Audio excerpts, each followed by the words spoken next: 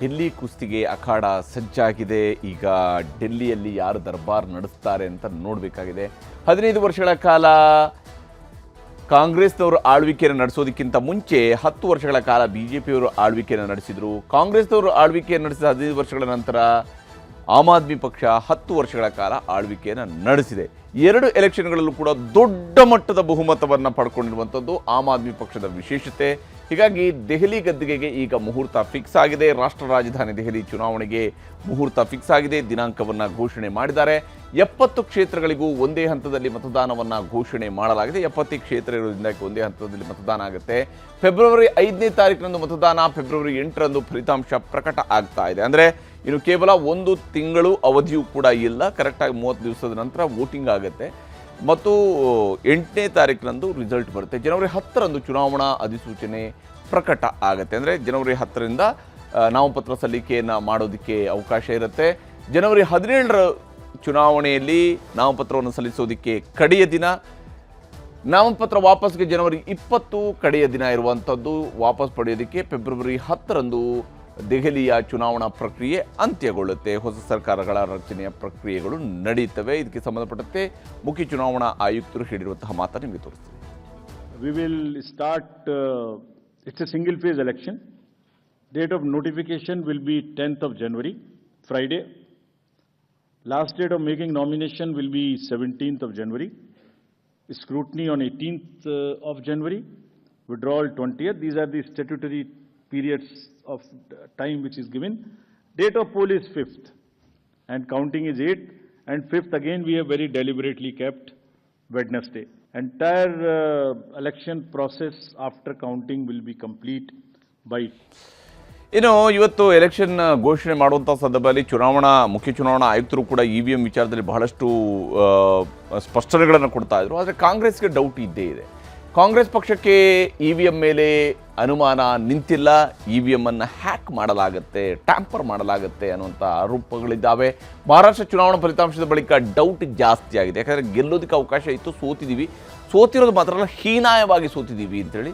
ಹೀಗಾಗಿ ಡೌಟ್ ಜಾಸ್ತಿ ಆಗಿದೆ. ಇದೀಗ ಮತ್ತೆ ದೆಹಲಿ ಚುನಾವಣೆಯಲ್ಲೂ ಕೂಡ EVM ಅನ್ನು ಪ್ರಶ್ನೆ ಮಾಡ್ತಾ ಇದೆ ಕಾಂಗ್ರೆಸ್. ಇಲ್ಲೂ ಕೂಡ ಅವರು ಕಳೆದ 2 ಚುನಾವಣೆಯಲ್ಲಿ ಅತ್ಯಂತ ಹೀನಾಯವಾಗಿ ಸೋತಿದ್ದಾರೆ. 3 ಚುನಾವಣೆಯಲ್ಲಿ ಇನ್ಫ್ಯಾಕ್ಟ್.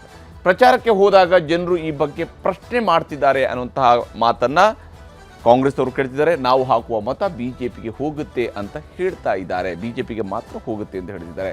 ನೀವು ಯಾಕೆ ಮತ ಕೇಳ್ತಿದ್ದೀರಿ ಅಂತ ಜನ ಪ್ರಶ್ನಿಸ್ತಿದ್ದಾರೆ. ಹಾಗಾಗಿ ಇವರು ಮತ ಕೇಳೋದಕ್ಕೆ ಹೋದರೆ ಪ್ರಾಬ್ಲಮ್ಮು ಸಾಲ್ವ್ ಆಗುತ್ತಾ ಅನ್ನೋಂಥ ಪ್ರಶ್ನೆ ಇದ್ದೇ ಇದೆ. EVM ತೆಗೆಯದೆ ಬೇರೆ ಪಕ್ಷ ಅಧಿಕಾರಕ್ಕೆ ಬರೋದಕ್ಕೆ ಸಾಧ್ಯ ಇಲ್ಲ ಅಂತೇಳಿ ಜನ ಹೇಳ್ತಿದ್ದಾರಂತೆ ಕಾಂಗ್ರೆಸ್ನವರಿಗೆ. ಹಾಗಾಗಿ ಕಾಂಗ್ರೆಸ್ನ ಮಾಜಿ ಸಂಸದ ಸಂದೀಪ್ ದೀಕ್ಷಿತ್ ಅವರು ಪ್ರಶ್ನೆಯನ್ನು ಮಾಡಿದ್ದಾರೆ. EVM ಮೇಲೆ ಡೌಟನ್ನು ಮುಂದಿಟ್ಟಿದ್ದಾರೆ. ದೆಹಲಿಯ ಮಾಜಿ ಮುಖ್ಯಮಂತ್ರಿ ಶೀಲಾ ದೀಕ್ಷಿತ್ ಅವರ ಪುತ್ರ ಸಂದೀಪ್ ಅವರು ಇಂಥದ್ದೊಂದು ಡೌಟನ್ನು ವ್ಯಕ್ತಪಡಿಸಿದ್ದಾರೆ. ಸಂದೀಪ್ ಅವರ ಮಾತನ್ನು ತೋರಿಸ್ತೀನಿ ನಿಮಗೆ. मैं तो कैंपेन जब भी करने जाता हूं, बहुत से लोग मुझसे कहते हैं कि साहब आप वोट क्यों मांग रहे हैं, वोट तो बीजेपी को जाएगा, जब तक EVM नहीं हटेगा कोई और पार्टी नहीं जीतेगी. कि ऐसा वोट डल जाए जो शायद वोटर स्टेशन तक ना आया हो. और देखो रिगिंग पहले भी जो होती थी, जब इलेक्ट्रॉनिक नहीं था तो भी इंसान ही करते थे, जिसको हम लोग बूथ कैप्चर कहते थे, डंपिंग कहते थे, तब भी पीठासीन अधिकारी होते थे. ಆದರೆ EVM ಅನುಮಾನಕ್ಕೆ ಯಾವುದೇ ರೀತಿಯಿಂದ ಆಸ್ಪದ ಇಲ್ಲ ಅಂತ ಹೇಳಿ ಕೇಂದ್ರ ಚುನಾವಣಾ ಆಯುಕ್ತರು, ಮುಖ್ಯ ಚುನಾವಣಾ ಆಯುಕ್ತರು ಸ್ಪಷ್ಟನೆಯನ್ನು ಕೊಟ್ಟಿದ್ದಾರೆ. ಯಾವುದೇ ಕಾರಣಕ್ಕೂ ಕೂಡ ಇದರಲ್ಲಿ EVM ಮೇಲೆ ಅನುಮಾನಕ್ಕೆ ಆಸ್ಪದ ಇಲ್ಲ. EVM ಮೇಲೆ ಅನುಮಾನ ಪಡುವುದಕ್ಕೆ ಸಾಕ್ಷಿ ಏನೂ ಕೂಡ ಇಲ್ಲ. ಅಂದರೆ ಇವರೇನು ಆರೋಪವನ್ನು ಮಾಡ್ತಾರೆ ಅದಕ್ಕೆ ಪೂರಕವಾದ ಸಾಕ್ಷಿಗಳಿಲ್ಲ. ಎಲೆಕ್ಟ್ರಾನಿಕ್ ವೋಟಿಂಗ್ ಮಷಿನ್ನಲ್ಲಿ ಯಾವುದೇ ಸಮಸ್ಯೆ ಕೂಡ ಇಲ್ಲ ಅಂಥೇಳಿ ಸ್ಪಷ್ಟಪಡಿಸಿದ್ದಾರೆ.